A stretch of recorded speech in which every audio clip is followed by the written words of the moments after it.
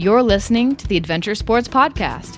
Thanks for adventuring with us as we discover what incredible athletes and outdoor enthusiasts are doing all over the world. Now here's your host, Kurt Linville.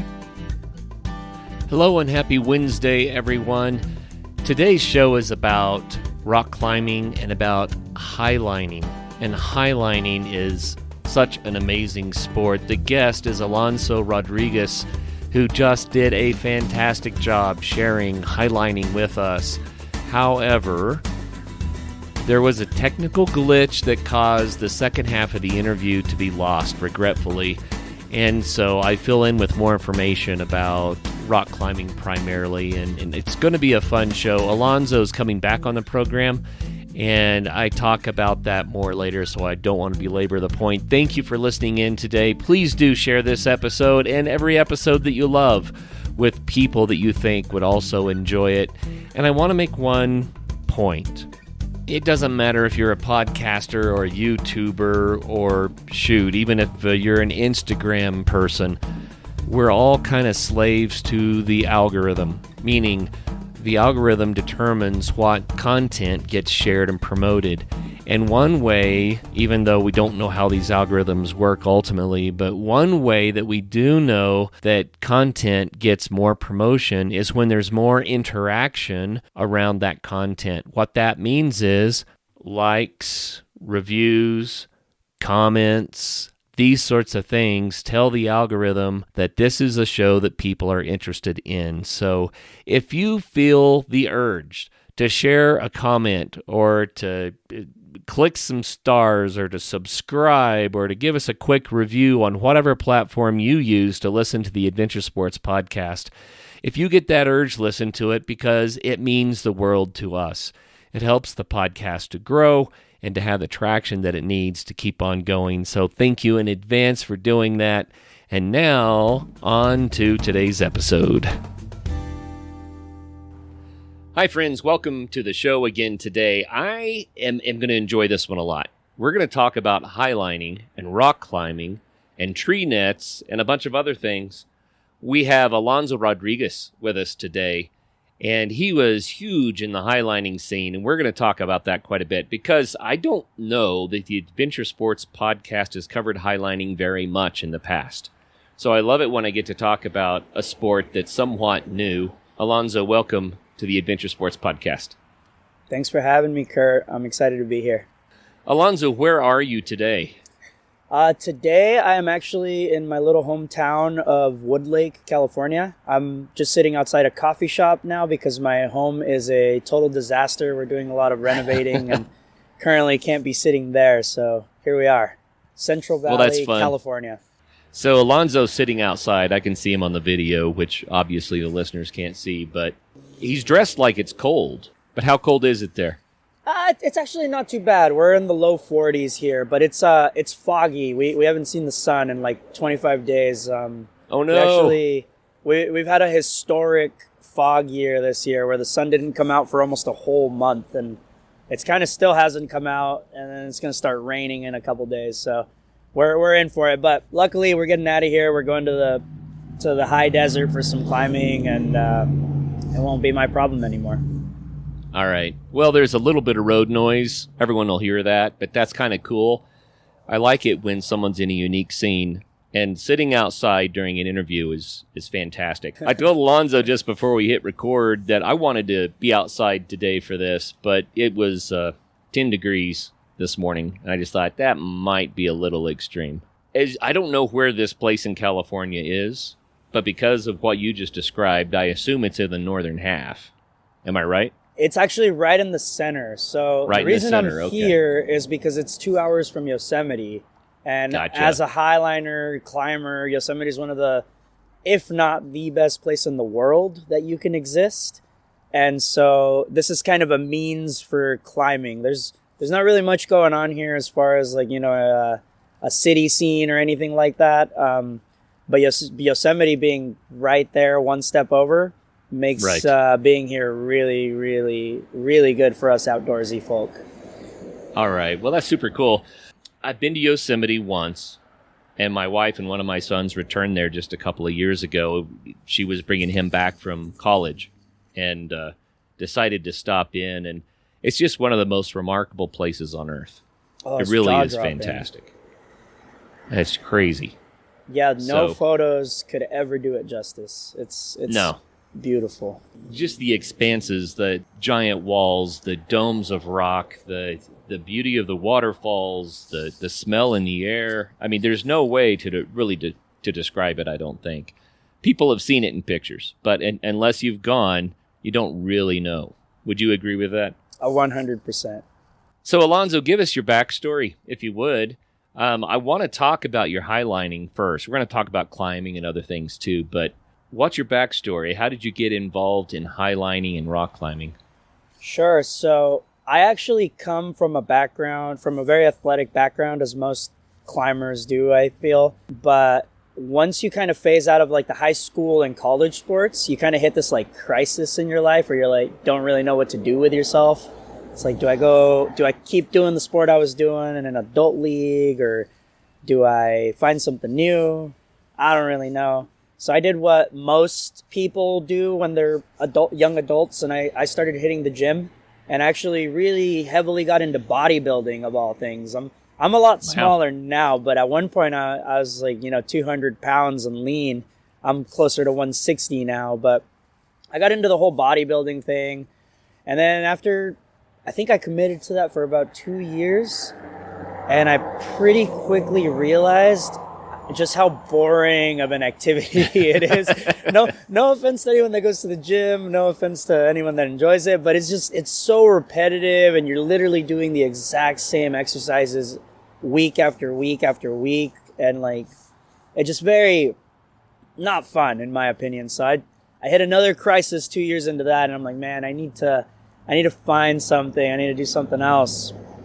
It was at that moment that one of my best friends, Polly, he actually invited me to go hiking out in Yosemite. I think we're like 22 years old at this point, and I wasn't outdoorsy at all at the time, believe it or not. But so he invites me on a hike, Yosemite, and I'm like, oh man, well, I'm gonna need like some kind of water bottle and like some hiking shoes or something. So we head over to our local REI.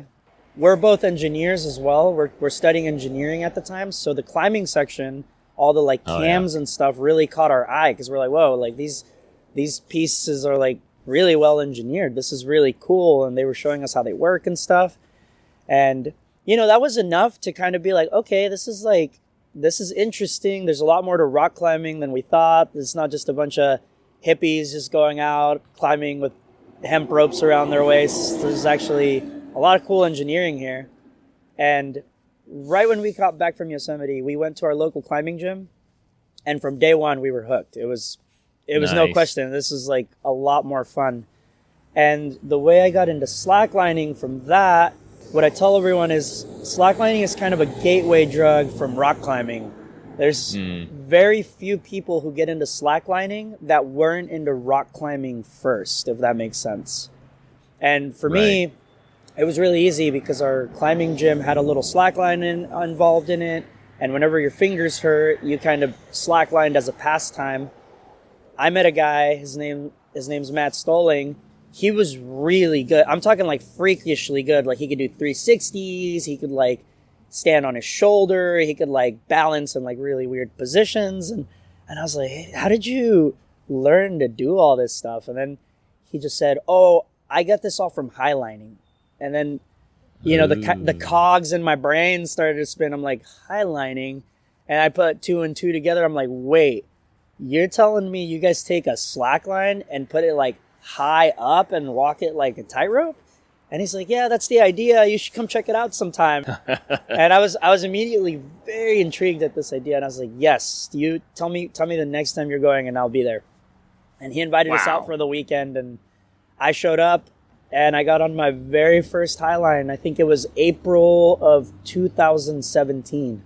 So describe that highline. When you say highline, how high are you? How long is it? That sort of thing. Sure. So this was still in the relative beginnings of the sport, where something even, up to 500 feet long would have been considered really, really big, where now something 500 meters is considered very, very mild. But this first high line I was on, it was only about, I want to say 50 to 100 feet high and about 150 feet long, give or take.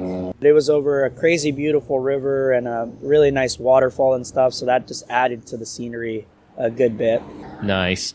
I don't want to assume that people know what a slack line is.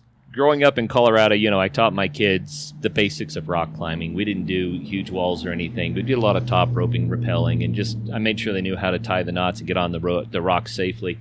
And then we, of course, got into slacklining. So when my oldest son went off to college, he put up the slack line between some trees on the campus, thinking, I'm going to meet new people this way. A lot of people are going to want to do this. And he was in the Midwest. And people looked at him like he was from Mars. And they had no clue what he was doing, and nobody wanted to try it. I thought, what?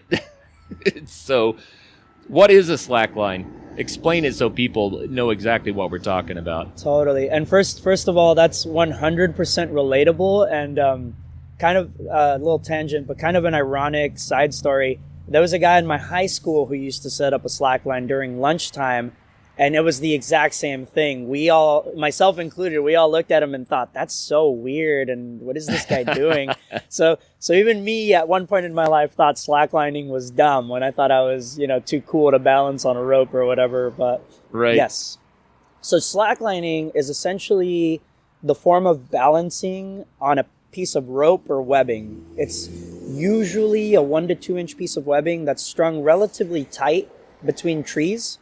But the reason it's called slacklining is because, unlike tightrope walking, where it's a steel metal cable that's heavily tensioned between 2 points, a slackline is a relatively loosely tensioned webbing between 2 similar points. So tightrope walking and slacklining, although they're kind of the same thing in essence, are 2 completely different things. I've tried both and they feel very, very, very different. Well, a slack line, it bounces up and down, it sways left and right. I mean, it has quite a bit of movement. Very dynamic. Very dynamic. Very dynamic, yes. One thing I love about it, and I am no good at it, Alonso, but I like to try. The one thing I love about it is what it does for your balance and your core strength. Because your legs and your hips are going back and forth, back and forth, back and forth, back and forth. And you really have to keep your upper body kind of balanced over all of that. And so your core is just like... It's not just your core, though, but your core is getting a crazy dexterity workout, is what I would say. But the other thing is what it does to your brain. Yes. I mean, you get off that line, it's like, whoa, my brain feels different. How long did it take for you to get to the point where it felt normal to be on a slack line? Okay, so if we're talking slack line, it took about a week of doing it every day for about 30 to 45 minutes before it finally clicked and I could even just stand on it without falling off immediately. And I would say it was closer to a month before I was linking many steps and actually comfortable walking it and understanding how the balancing worked.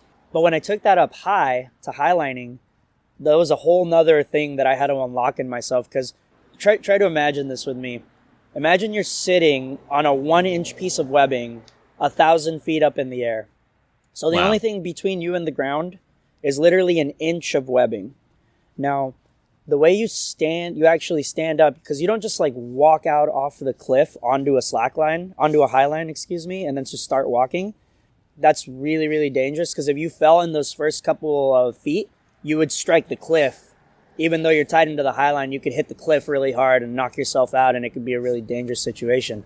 So what we actually do is we sit on the high line, we scoot out, till we're past what we call the no-fall zone, which is where you would strike the cliff if you fell. And then you have to muster the will to you pick both feet up on the line, your butt's still on the line. Oh, wow. And then you have to grab the line with one hand to kind of pull yourself off your butt, and then you stand. And getting my brain to accept, okay, we're 1,000 feet up in the air, and the only thing holding us is this 1 inch piece of webbing. We're going to do this. To get past the fear of that and the adrenaline that would just take over me every time, that took so many months. It was crazy. I think it took me 4 months of consistently going every single weekend before I was able to just get past the fear and adrenaline rush of standing. Yeah, I've never done a high line. I I've done a lot of mountaineering and been in a lot of high places, but I can say, especially early on, I would find high exposed places to sit until I could get myself to calm down. It was just like, I'm going to sit on the edge of this thing until it feels good. And that took quite a lot of work. But to be on that webbing like you're describing, it's like nothing is there, man. That would freak me out. I don't know how long it would take. I don't know if I would ever get used to it. It freaked me out for a while.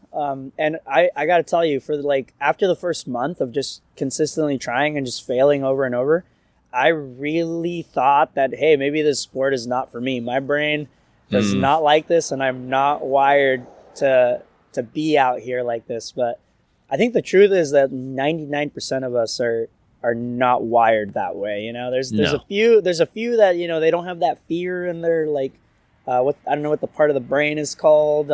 Right. But not me. I think the reality is that doing this kind of a sport rewires your brain. And I'm being serious about that.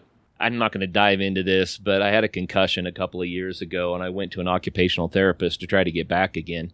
And we did all sorts of exercises that would remap the brain so that it would start working again. And slacklining definitely felt completely different to me after the concussion. And I was like, oh, I have to remap a whole lot of synapses to make this. So I think it changes you. Could you tell that it changed you in any other ways besides just being on the high line? I mean, like, one of the obvious things was, like, just overcoming something you think is impossible is always going to be, like, a very big morale and confidence boost, and for everything else you do in life, basically. Oh, for sure. I think I lived life then thinking, you know, very conservatively about things, like, oh, I don't know if I can do this, or like, oh, maybe I shouldn't do that. But now I just kind of, I don't even think about that anymore. I'm like, yeah, whatever I decide I want to do, I can definitely do with enough time and patience and work at it. So let's do the engineering side just for a second, Alonso. First of all, the webbing you're talking about, most of it has like a 4,000 pound load strength. At least that's what I've looked at. Is that the kind of webbing you're using? So that's actually like the standard webbing you can buy at like REI and stuff. That's like basic tubular webbing. The stuff we use is actually quite a bit stronger than that. I would say closer to 6,000 pound breaking strength. And they're sold by very niche slackline companies around the world. The one in the US, if anyone wants to just look into it and nerd out on some of the gear specs, it's called Balance Community. So you just literally www.balancecommunity.com. And they have everything you need A to Z to start slacklining or highlining. Now, I don't recommend, obviously, that anyone go with no experience and buy highlining gear and try to set it up themselves. But, man, I can dive pretty deep into this for the engineering nerds. I'll keep it basic, though. There's 3 different types of webbings we have. There's nylon, super dynamic, super stretchy. That's like what the people that are bouncing up in the air, doing flips and stuff around their webbings, that's what they're using. They're using nylon, usually with some bungee material on the anchors to make it even more dynamic and give them more amplitude. Then we have, on the other end of the spectrum, we have Dyneema. That's the opposite. Very low stretch and very lightweight. That makes for really, really easy walking at really, really long lengths. So anyone you see walking a really, really long highline, most likely using Dyneema. And then right in the middle ground, we have polyester, which is, you know, a little bit heavier typically, but also a little bit less stretchy. So polyester is typically a training line for people to bring to the park, because when you're rigging a line in the park, if you're rigging something really long, you don't have very much space to go down. So nylon is typically almost impossible to actually set up. But Dyneema doesn't really give you very good training because it's too easy to walk, if that makes sense. There you go. Yeah. Well, that's super cool. You know, the tubular webbing that I've worked with, once it was time to retire it, I've used it to pull cars with. And you can snap it, yanking hard between 2 cars, you know, but that's how strong this stuff is. What you're talking about is even stronger than that. So this is what's interesting about it. You have on a harness, I assume. You have on a leash. It's tied to the slack line. You're going out there. The line you're on is extraordinarily strong. So actually falling to the ground is extraordinarily unlikely. But it doesn't feel that way. It does not feel that way. I agree with you. It does not feel that way. And that's the part about doing adventure sports safely. I think a lot of people, Alonso, would see you on a high line and they would just be like, no. You gave a perfect impression of what 90% of people say and react like, actually. That's exactly how it goes. But what a cool sport. Okay, take us there. Describe to us what it feels like, and then we'll start talking about some of the links and heights and things like that. But just your average Highline experience, can you just take us there like we're on the Highline with you? Sure thing. So, like I said before, when I was first getting into this, just adrenaline, so much adrenaline that my body would just stop working really overall, and I have to get off the line and rest for a couple hours, let my body reset before I could try again. But today, like present day, if I'm on a Highline now, it's actually a very peaceful experience. There's no adrenaline anymore. Maybe a little bit of nerves for like the very first stand, just new spot, kind of just set up the rig, and you're kind of like, okay, like this is a new spot. It's maybe feeling a little too quiet out here. I want a little bit of noise, but so you go out there, and typically when you're rolling out, it's not a scene where your friends are all cheering or anything. If anything, they're being really quiet on the cliff edge to kind of let you get into your own headspace and like do that inner meditation, if you will. I don't meditate. I probably should, but this is, I think, what meditating would feel like to those that do it. So you go out there, and at this point, it's so second nature that I don't even have to think about it. But, I get to my spot, I grab the line, I stand up, and once I'm standing and once I've taken those first few steps, everything else is just like riding a bike. It's such a pleasant experience because you're out there and, you kind of get these little thoughts in your head sometimes like, wow, like I'm like really cruising right now, and like I'm moving really quickly and efficiently. And then every now and then you might like trip or stumble and you're like, oh no, don't fall. And then you like have this like slight moment of panic. And then once you like gain it back, you're kind of like, okay, take a quick breath before we move forward here. And it just kind of rinses and repeats like that. But overall, if I had to summarize it in one word, I would say meditative. Extremely meditative. That's neat. What is the scenery like? I mean, you have such a small line that you're on. It's almost like you're walking on air, man. There's nothing to block your view. Exactly. What is it like? It really just depends on where we're doing it. So, sometimes, the best spans are obviously the highest, most, beautiful views. That's the most awesome Highline you can rig, right? And yeah, it's getting to enjoy the view 360 degrees. So, when you're standing on a cliff edge, you can't enjoy anything below you or right behind you. But when you're out in the middle of a really big Highline with nothing around you, you enjoy everything. Like I'll be standing out there left and right, and then look straight down sometimes and see the line like wiggling, and it's insane in the best way possible. I love your description, man. You're knocking it out of the park, taking us there. Seriously, I really can't imagine it. We'll bring you so you can see it firsthand for yourself. I might want to get my balance on the slack line first. I mean, I'm at that point that you described after a week or two where you can stand on it and take a step or two, and then then I'm off. That's where I am.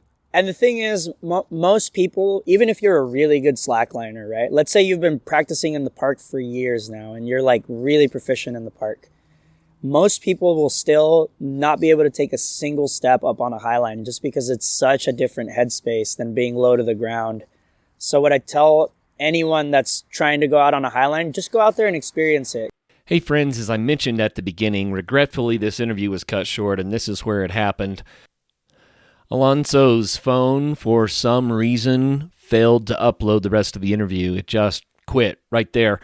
When I went in and started working with the file, I saw that I was still recorded, but his end was gone, and Alonso and I worked together to try to recover the missing audio, along with online meeting platform that we use for the interviews, and it's just gone.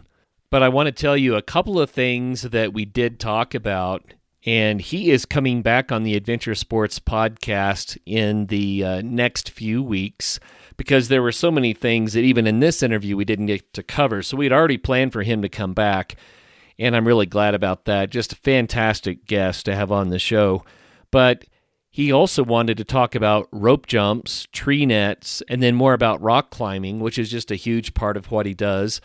But in this interview, highlining was really all we got to, but a couple of the things that we talked about, really interesting to me, were really big, really long, really high highlining feats that he has done. Here's one example, and to get a feel for this, you really need to go to YouTube and find the video. In 2021, he set up a high line, they call it the dynamite line, at 1,350 meters long. That's 0.8 of a mile long. It set a new U.S. record for the longest high line at the time, and I believe there have been some other record-breaking high lines since then. When we have Alonso back on, we'll talk about that, but you really got to see this. Go to YouTube, just look up his name, Alonso Rodriguez, and Alonso is spelled with an S, not a Z. It's not Alonso, it's Alonso. Rodriguez spelled as you would expect. Look up the highline feat that he did there. It's a beautiful video. It's just like he's walking on air. So amazing. Have you ever gone through all the hassles of getting on the plane, security, luggage, long waits at the airport, all that kind of stuff, and then when you finally arrive at your destination, not only are you worn out, but you also might feel a little bit disconnected. I know that I do when I hopscotch around the planet on a plane.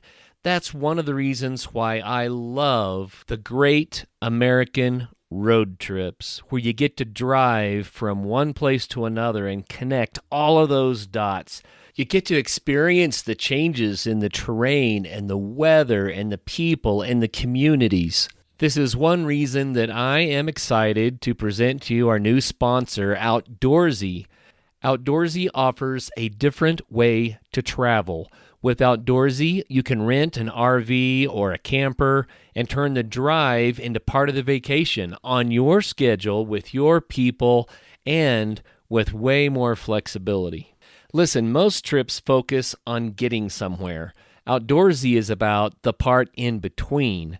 With Outdoorsy, you can rent an RV or a camper and travel on your own terms. No TSA lines, no strict schedules, no rushing through airports. And for extra convenience, Outdoorsy even offers RV delivery and setup in many locations, so you can enjoy the experience without having to worry about the logistics.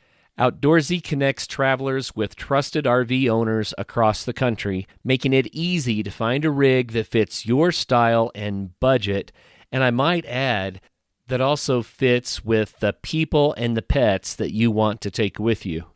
So when you're ready for a trip that actually feels like a break, head to Outdoorsy.com. Outdoorsy is currently running a special promotion for listeners. Use the promo code ASP at checkout to take advantage of this limited time offer.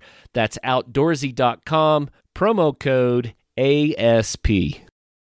We also got into a little bit of the kind of techie stuff about it. For instance, these highlines, when they're this long, they can sway back and forth with the wind, and there's quite a lot of wind loading, even though it might just be 1-inch webbing. The wind loading can be extreme. Matter of fact, that's usually the biggest danger because the wind loading will snap the highline. Even though the highline might have 6,000 pounds of braking strength, the wind load over these vast distances can just be excessive.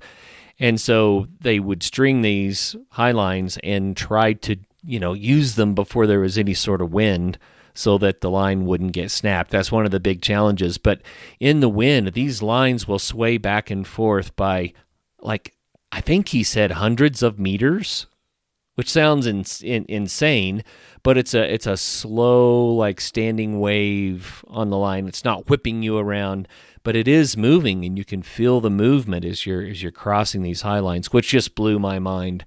It was part of the interview that we'll revisit when he comes back on, and my apologies that we don't have the full interview for you today because Alonso just knocked it out of the park. It's so interesting what they're doing.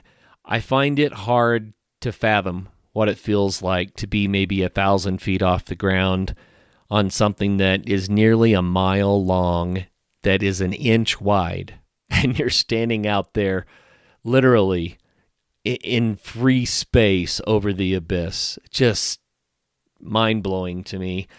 Alonso also shared how everything is done with redundancy, so that if you take a fall, there's something to catch you. They actually string 2 lines. One of them is loosely hanging under the others, and then you are tied to both with devices that roll along on the line behind you. So you have a harness on, you have a leash that's going to those. Not that you want to take a fall, because can you imagine hanging under this line and then having to muscle your way back up on top of it? I mean, that would not be easy nor fun, I wouldn't think, but it does happen. But because they have redundancy, it actually is a much safer sport than it might feel, for sure. But Alonso, thank you so much for coming on and sharing your passion for highlining, and we look forward to visiting with you again soon. Since we have a little bit of time left, I thought I might talk about how to get into rock climbing and these sorts of sports. And I'm probably not qualified to go into a lot of the details. I can only tell you the stories that I have about how I learned these sports, and it's been some time ago. One thing that's completely different now is that you can go to a climbing gym and literally learn the ropes and get amazing workouts, learn the techniques of balance and contorting your body just right so that you can get up some really, really challenging things.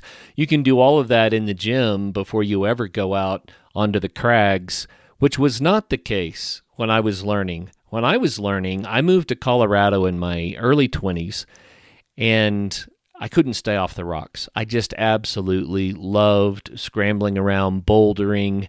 But if you do much of that, you will get yourself in trouble eventually. There were a few times that I got stuck with no rope and nowhere to go, and I took a few falls that could have been really bad, but I ended up getting away with it. But I think it was around this time that I realized I really needed to get some climbing ropes and some of the safety gear so that I could do this kind of stuff more safely. Because if I kept doing it, pushing the boundaries, eventually someone was going to get hurt. So I remember going to Estes Park, and I was house sitting for some friends that were traveling. They had a couple of dogs and a tiny little cabin that was up in the beautiful granite domes that are all around Estes Park, Colorado.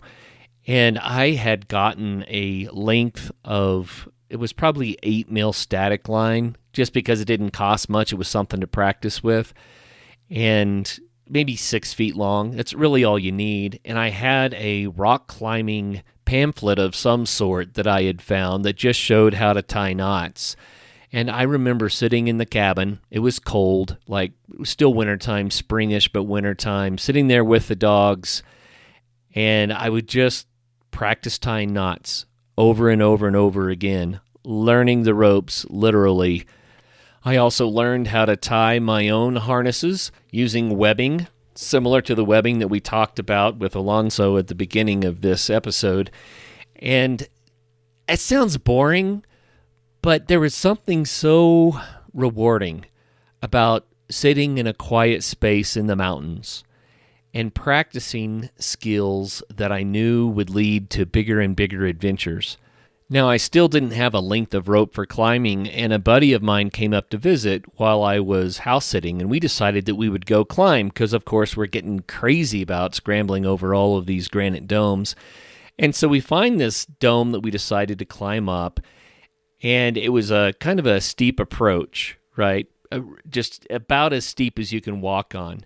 And then we got to the vertical portion, and we climbed maybe 20, 25 feet up this vertical, and we ended up standing on a bit of a kind of a shelf that was up there. And the next move seemed kind of tricky. And of course, we're high enough to get hurt, right? We're 20, 25 feet up in the air. And once you hit, you're going to have a long tumble because the approach was so steep. And we had no business doing this. I'll just say that right now. Don't do this, right? The crazy thing was, since we didn't have any ropes, we thought, well, what if we just need a little something to help us when we get out there? So before we left the cabin, we'd grabbed a dog leash. Yes, the dogs were there, and they had dog leashes, and we thought, well, hey, look, it has a handle. We might loop it over something. It might help us to pull up around something we can't reach. So my buddy and I get up on this narrow shelf, 20, 25 feet off the deck, and sure enough, we can't reach the next handhold, and we're just kind of goofing off, But he puts the dog leash over some nub of rock and decides to try to climb it. And I told him, you better test it first, but don't put your body weight into it. And so he yanks on the dog leash, and he did put his body weight into it. And of course, the dog leash snapped in two. And he did one of those things where your toes are on the edge and you're swinging your arms in circles, trying not to fall over backwards. And I thought that I was going to witness something horrible. I figured he was going to tumble off the back and, land on his head, break his neck. I mean, who knows? It was terrifying for an instant there. But he had a sense of presence like some people do, but not everyone does.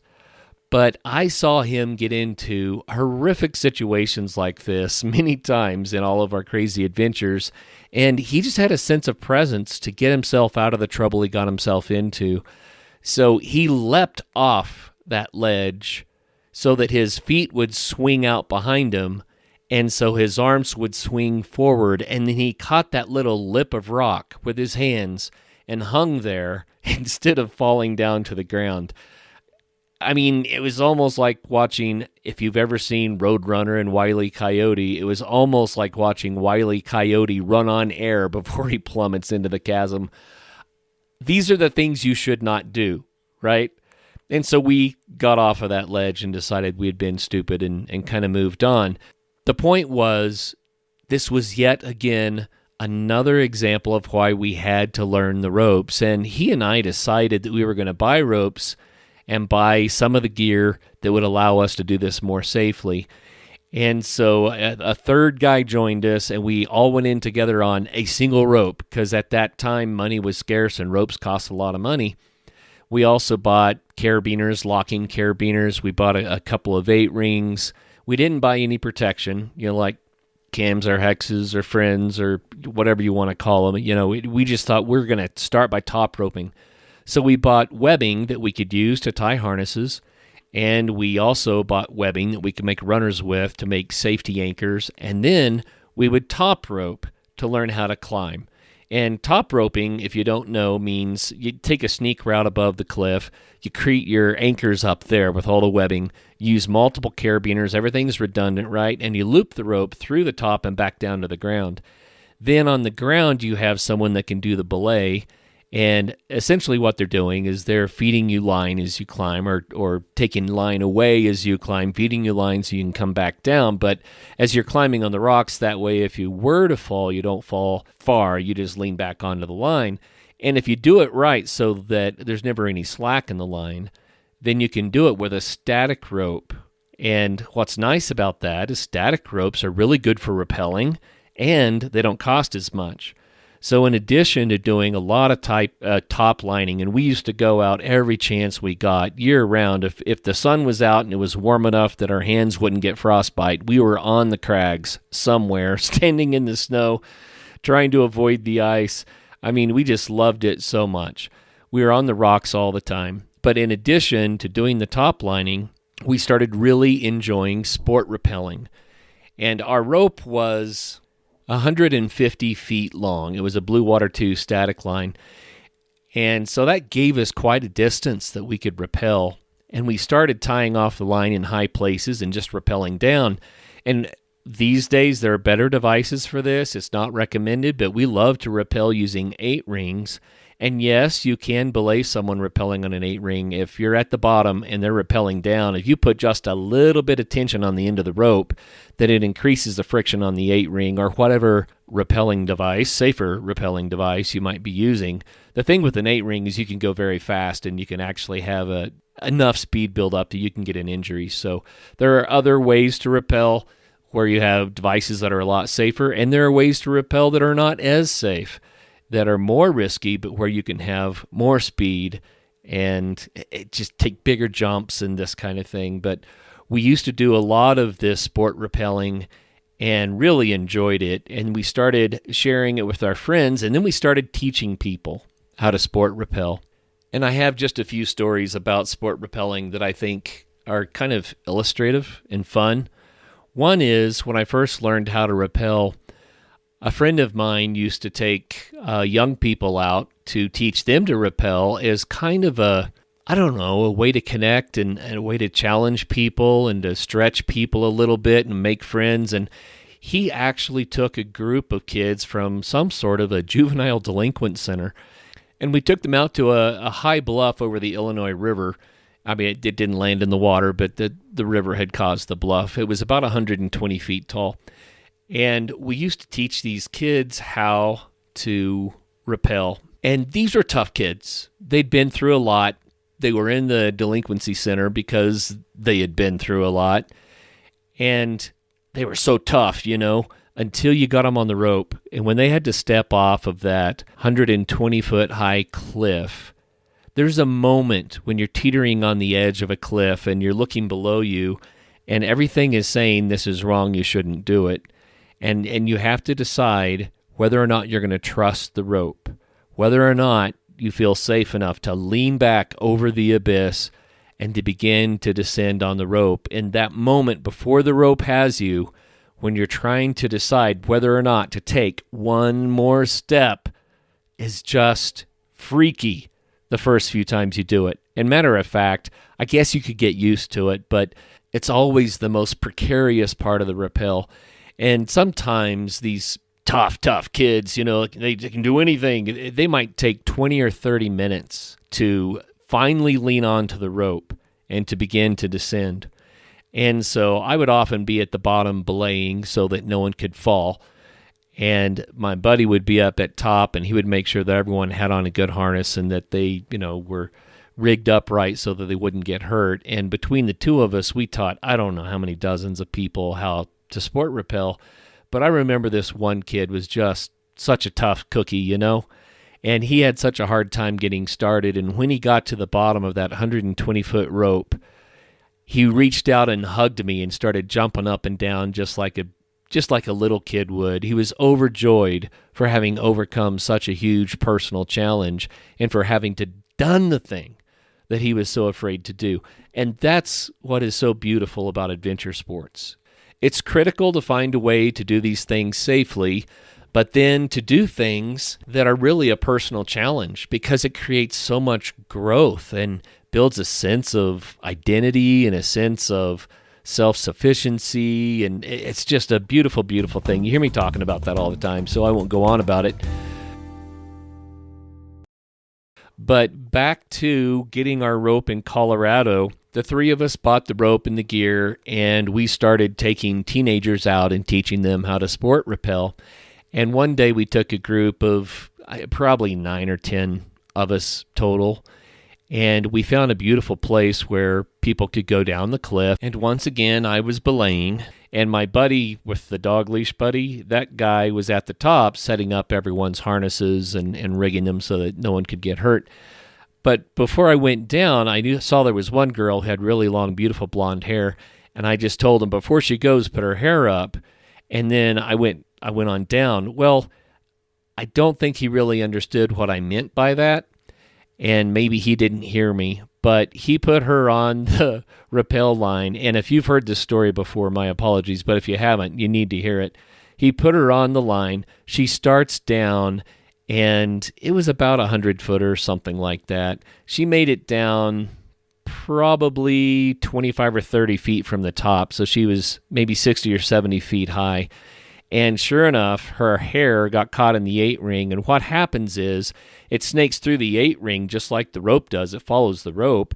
And then it binds up. And she was literally hanging by her hair. Now, not all of her body weight. As soon as her hair started to be pulled, she stopped, right? But I'm belaying, and so I'm doing everything I can to make sure that she doesn't slip any further. And I yell up the cliff because she can't get her hair out. There's nothing she can do. I yell up the cliff to my buddy. I said, you get down here so that you can belay, because, he was the other experienced one. And so I'm sitting on the rope literally so that it won't pull her hair anymore. And he has to run around the sneak route. It took him quite a while. He got down there. I handed the rope to him, and now he's sitting on the rope. And the reason was because I was the more experienced one on the ropes. I wanted to be the one that did the rescue. Well, around the corner of this cliff, there was a couple that was doing some top lining. And I ran up to them and I said, hey, may I borrow your rope? We have a gal hanging by her hair over here. And they're like, oh, okay. They had to get someone off the rope, and it took, 5 minutes. And I was just really worried that she was in pain, and it was a very precarious situation. So their rope was tied off. So I just ran over the lip of this cliff and threw their rope down the other side where, I needed to go down and help this gal. And then I tied in with my 8-ring, and I rappelled down to her. And there we were, 60, 70 feet off the ground, whatever it was. And I managed to lift her up enough to free her hair.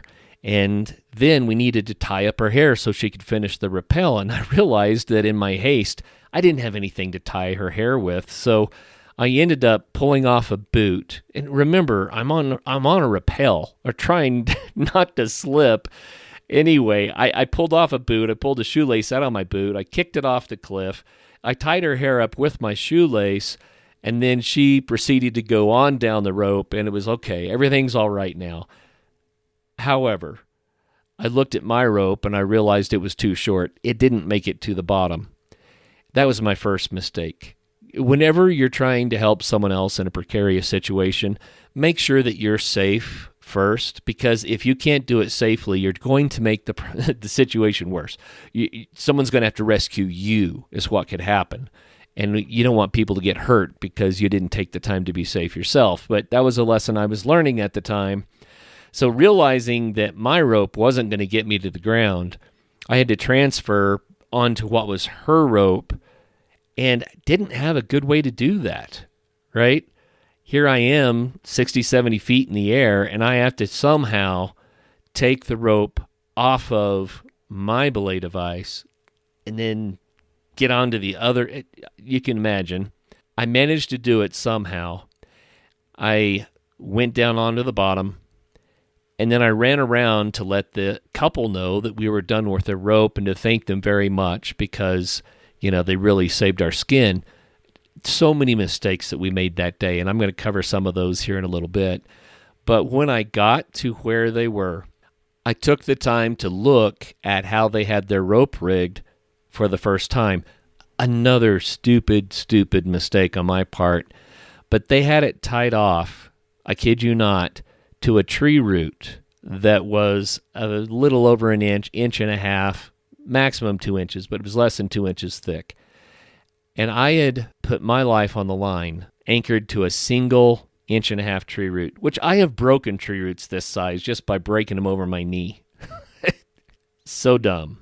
So what sorts of things should I have never done? First of all, we should not have been teaching anyone how to rappel when we only had a single rope. We should not have been teaching them without redundancy. They should have had a rope that would keep them out of trouble coming down from the top, as well as the rope that they were coming down with their belay device. We should have had probably more people there that had more experience. There were 2 of us that were teaching the group, and the fellow that was helping wasn't all that experienced.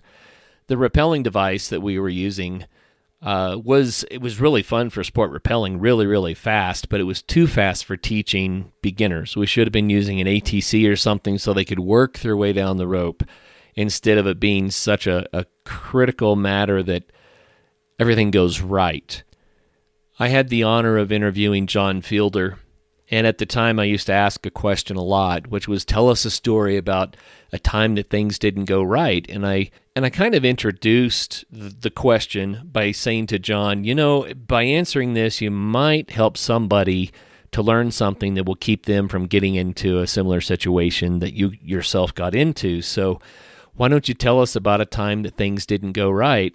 And before he answered, he just said, that's not the way it works, Kurt. And I was kind of surprised. I said, what do you mean?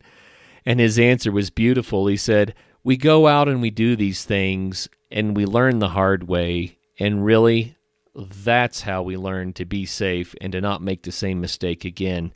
He said, I'll tell the story, but people probably won't listen to me. They have to go out and get themselves into some sort of trouble and get themselves out of it, because that's what builds experience. And I think that to some degree he is right, but I encourage you, learn all you can in advance. Go to the climbing gym, learn the ropes literally, properly from people that are certified to teach, and then find people with experience to go out with, and you'll have a much safer and still a very, very fun time. Third story, and I'm sharing this one just because it stood out as such a beautiful, amazing experience to me. Above Estes Park again, there is the Lumpy Ridge, and there is the Twin Owls. And the Twin Owls are, it's one or two, depending on how you count it, huge granite outcrops that go very, very high, and it looks like that there are two owls standing side by side, because they're kind of large capped granite stones on top of these cliff stones. And so it looks like you have an owl's head, two owls' heads sitting on two owls' bodies. But we went up there, and again, it was wintertime, but this faces south, and it was sunny, and we decided that we wanted to go climbing and rappelling there. And at the backside of the Twin Owls, there used to be a sneak route, although the last time I was there, I didn't quite see it in the same light. It may have changed. But there used to be a sneak route where you could do a chimney climb between the Twin Owls, like the bodies of the owls where they come together. It made a chimney in the back. And when you got up to the top, you'd have to go through this little cave-like structure. But when you got up to the top, then off to one side, it was maybe 250 feet to the ground. And off the front, it was more than that, 400 feet to the ground. And you have a view into Rocky Mountain National Park. You have a view of Long's Peak. You have a view across all of the Estes Park Valley. And it is just one of the most beautiful perspectives in the world. And there are many in the world, but this is one of them. And we used to love to go up there just to enjoy the scenery and to enjoy the climb. But this time we brought the ropes. And I say ropes because we had abused a rope, the first one that we bought that I was talking about, and we created a chafing in the sheath. And when you do that, you have to cut the rope at that point because you don't want to ever climb on a compromised rope. So that rope was cut shorter now, is 100 feet long, and we had bought another rope that we could use that would be longer, but that meant that we had a total of like 300 feet of rope this time. And we tied the two ropes together using double fisherman's knots, which you need to learn these knots if you ever want to join two ropes for climbing. But anyway, we tied these two ropes together, and they were just barely long enough to make it to the ground going down the shoulder side of one of the Twin Owls. I just remember what a beautiful day. It's wintertime, but the sun is blasting us. The views of the snow-covered high peaks, the beautiful smells of the conifer trees. I think in that area they were ponderosas, although I'm sure there were some lodgepoles and others mixed in as well. But just the whole setting, I don't know. I don't know how to describe it except that it was a uplifting spiritual experience. I can go to a place like that and recharge my batteries, and it's so healing, and it prepares me for what's coming up ahead. But this was the highest rappel that we had done at this time. Matter of fact, with that much rope hanging down, the weight of the rope makes it difficult to slide because it acts like that belay, right? It puts more friction on your rappel device. So at the top, we could just barely get going. And we rappelled down that beautiful, beautiful twin owl shoulder. And what was crazy is we have this big double knot in the middle where the two ropes are joined. So when we would get to the double knot, this time we were prepared. We had a second carabiner 8 ring that was on our harness so that we could go around the knot without unhooking our rig and rehooking it. We could hook the second rig under the knot while the first rig was hooked above the knot, and then unhook the top one. And so we did it that way, and that allowed us to get this full rappel in without ever being offline. I just remember how great it felt, how amazing it was, how rejuvenating, just such an amazing day. And it wasn't anything big. We hiked maybe 4 miles. We were outside in the fresh air and in the snow, but we did this cool chimney climb, and then we were able to do what was the most epic rappel we'd ever done. And I know that's small potatoes for a lot of the people that we interview on this show, but it doesn't have to be huge to have an amazing memory and just have an amazing life experience and to learn so much about yourself. I guess what I'm trying to share is that when you learn how to climb or you learn how to rappel, that even smaller adventures seem huge. And you need to do it safely. Don't be stupid like I was. But if you start getting out there and having these experiences, you'll know firsthand what Alonso was talking about when he discovered rock climbing. And I know that when he revisits the show, we're going to talk a lot more about that, and he'll be able to explain it so much better than I did. But it is so much fun. And, you might think you're afraid of heights, so you don't know if this is for you. Everyone's afraid of heights to some degree. It's just the way that we're wired. But you learn to manage it. You learn to overcome it. You learn how to work with it. And that gives you a sense of competence and self-control and discipline that is very, very valuable in life. So if you think you're too afraid of heights, try it anyway. Go to a climbing gym. Go do something where you can challenge yourself on that level, and you might just fall in love with that new sport. That's all I have for you today, and I'm looking forward to bringing Alonso back on so we can finish this interview. Thanks for listening, and until the next show, get out there and have some fun.